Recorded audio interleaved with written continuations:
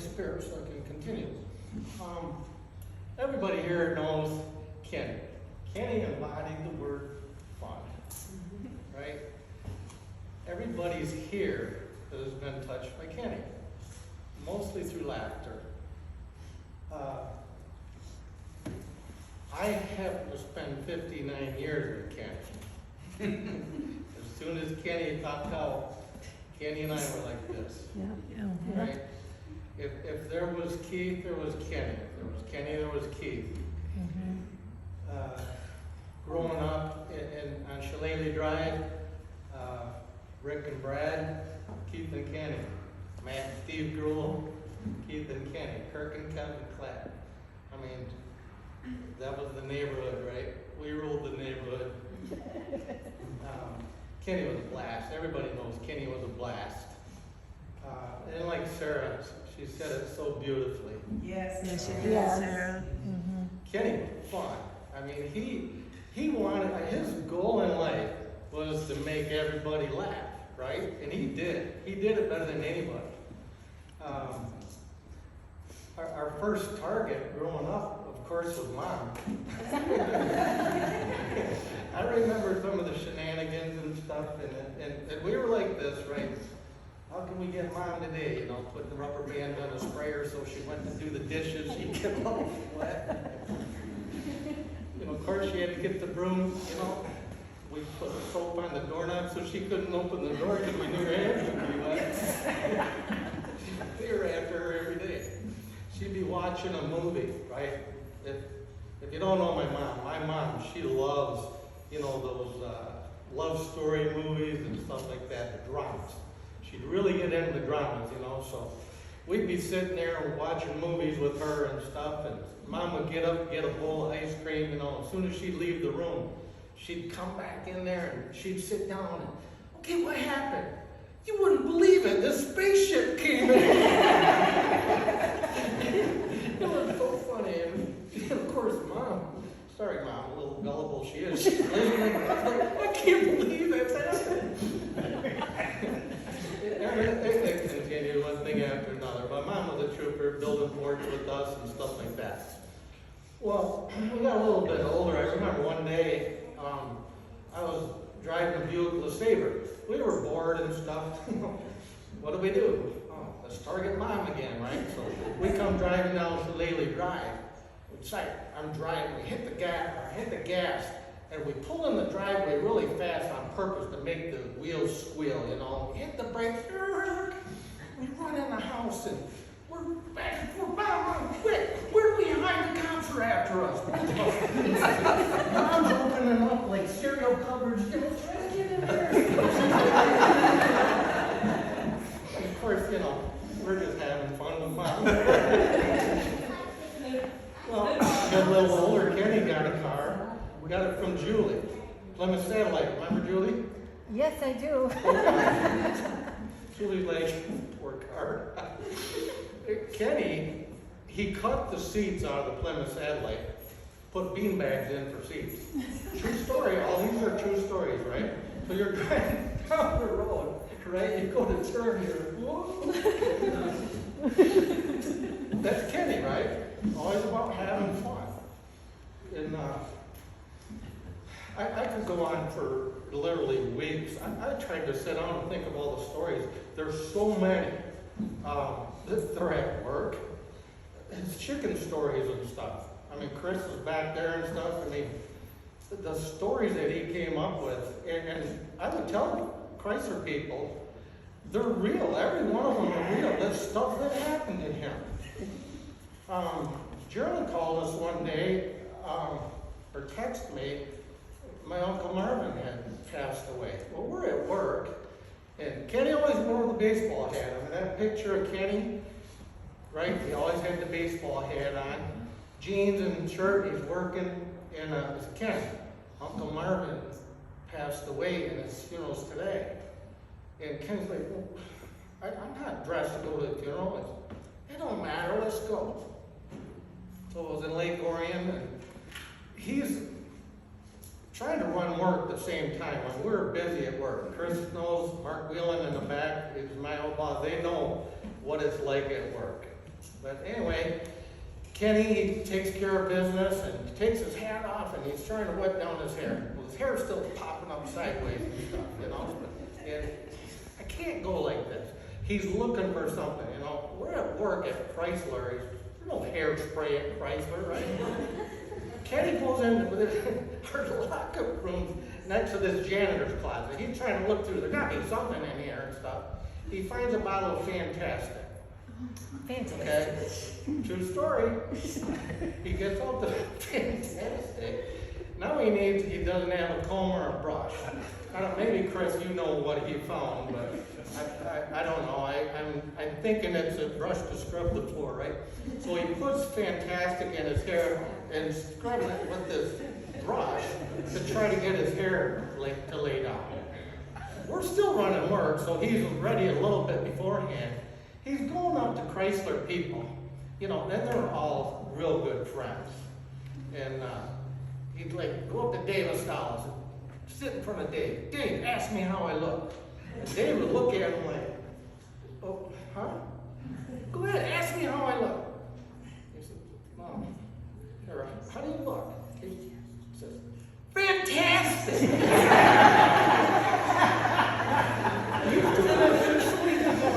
Different people before we had to leave to go. Our whole life was that way. You know, like I said, I've got 59 years worth of really cool stories that I could share. And maybe, you know, that was designed that way for us to think about Kenny and all these different stories. I mean, there are so many. I couldn't begin to share them all today. They pop in my head and come and go. I mean, I know Rick and Brad and Brooks, we had all kinds of them when growing up and whatnot, but there was plenty of work too. And Kenny embodied work. When he made up his mind, I mean, that's why he was the hardest worker there was. He'd be giving it 110%. I'm not working fast enough. He'd work harder. And he did. He did the work of 2-3 people easy all the time. And, you know, there's other stories of looking for work, right? I remember Kenny getting the helmet with the flashlight on it and working all night long picking night crawlers just to make a buck. Yeah. Right? Yeah. And he went around the neighborhood. He didn't want to make money. All the rest of us are trying to figure out how to get a job, and Kenny's got money coming in. You know, he painted all the neighborhood, the curbs. You know, he charged them $1 to paint their address on the curbs and stuff. In '81, it was really bad. And we got a little pressure. Sorry, Dad. We got a little pressure from Dad. You guys need to get out there and work. And actually, in '80, let me back up a little bit. Kenny graduated in 1980. And right after graduation, he got into his orange, remember that orange truck, Chevy truck he had? Yeah. Bob Shoemaker, and he drove down to Fort Lauderdale, Florida, straight through.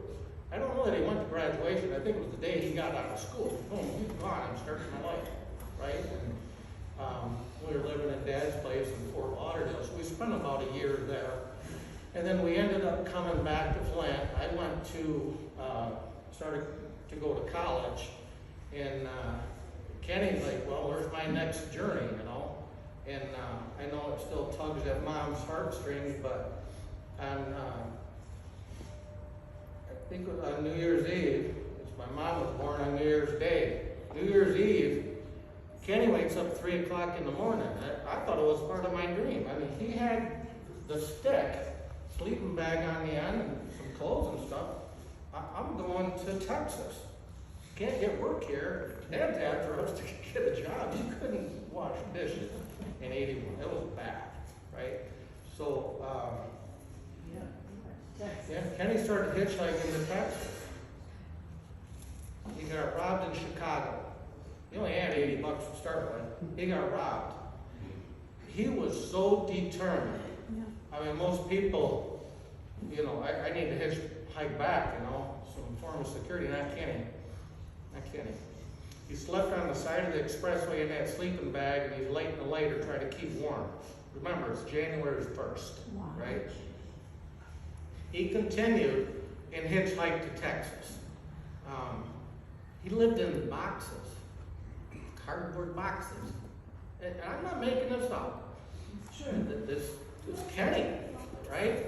And, you know, he doesn't talk a lot, or never did talk a lot about his time in Texas, because, you know, they thought that, you know, something's not right with this guy. You know, he's a narc or something, because he's not doing drugs like the rest of us, right?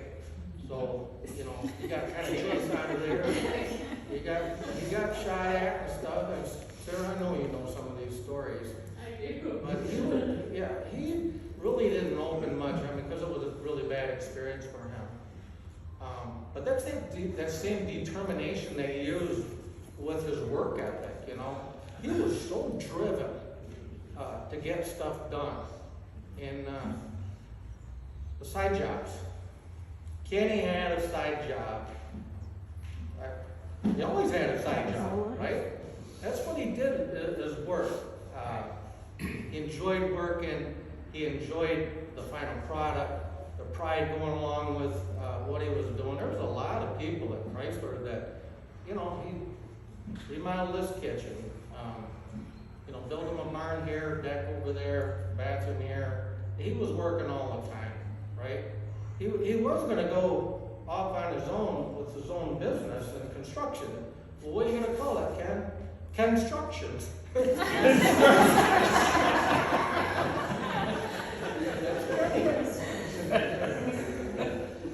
So, you know, I mean, I would continue with the story. There are so many fun stories.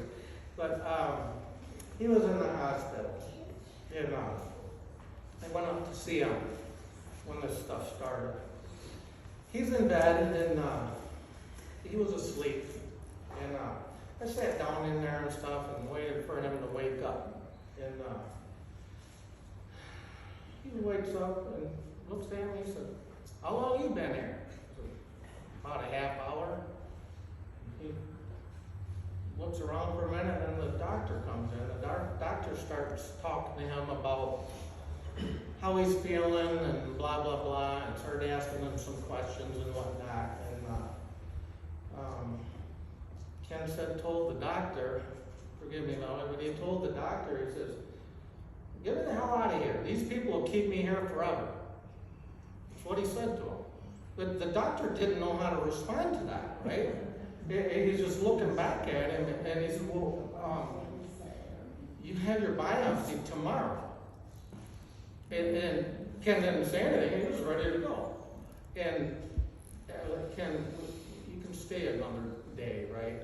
And so anyway, the doctor, he says, "Well, I suppose you could discuss it, or I'll talk to your doctor, whatever." So he walked out of the room and stuff. And Ken looks at me and says, "I gotta feel human." And he gets out of there, and he takes off his, you know, his hospital garb. He puts his pants on and his shirt, puts his hat on, right? Grabs his shoes, and we start walking out the door. I'm like, I don't know what kind of journey we're on, but we're doing something here, right? Sidekick, gotta go with it. So we walk out the door and stuff, and we're walking this way and stuff down the corridor. And the doctor's sitting at this nurse's station, whatever. He's sitting right there. Kenny looks over at him like this with Kenny's foot, right? He looks over at him like this and says, "See you, Doc, we're out of here." He doesn't say anything more to the doctor, so the doctor's got that look again. I don't know what's going on here, right? So we walked down the hall, and actually Carly came, and we sat and shot the shit with Kenny, and had a ball right there in the hospital. And so Kenny did end up coming home and stuff, but wow. The discipline, the character, the drive. Only the good. Long suffering. Yeah. Only the good. Yeah. He was on oxygen. Somebody said something to him about, you know, how's it going? And he then I got this oxymoron. Making me laugh up to the very last day. And all I can say is, I love you, brother. I'll miss you dearly. Tell him about the song. Sorry? Tell him about the song, what he said. Only the good die young. Yeah, no, I went to see Ken, I think it was Friday, I don't even remember what days, all the days are kind of joined together. I mean, it was agonizing the last 3 weeks. But I went and seen Ken, and Ken couldn't talk, you know, he really had a difficult time, especially the last week. And I'm getting ready to go see him, and I wanted to share something with them, but I'm like, I don't know what to share, right?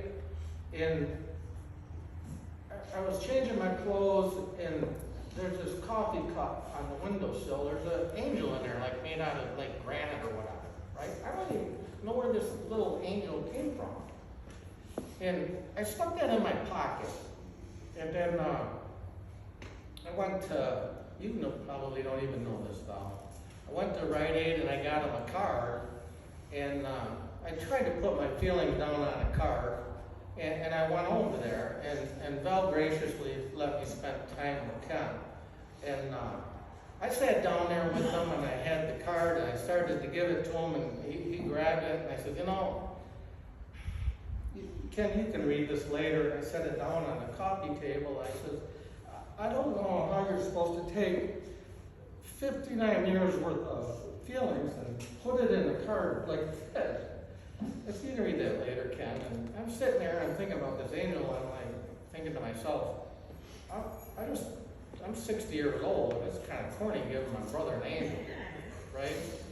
So we were talking and stuff, and I pulled the angel out of my pocket, and I says, Ken, I want you to have this, you know, so when you see it, you can think of me. And he says, Keith, I can't take it and stuff. He said, it'll just get lost around here. He says, you take it. I said, Ken, I can't take it, I already have it. And so I said, I gotta give it to you for you to give it to me. So I took that angel and asked Ken, take this angel and remember it's of me. And he grabbed that angel, and Ken can be very serious too when he has to be, right? But he took that angel, and he said, thank you, Keith. And he had a hard time moving toward the end too, weak. He sat up from the couch. He took that angel by both wings and said, Keith, take this angel and keep it in remembrance of me.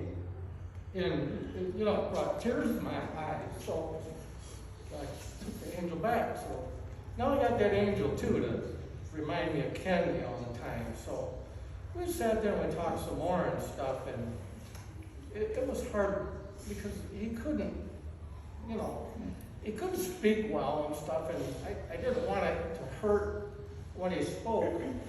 But he said, Keith, remember that song, Only the Good Die Young?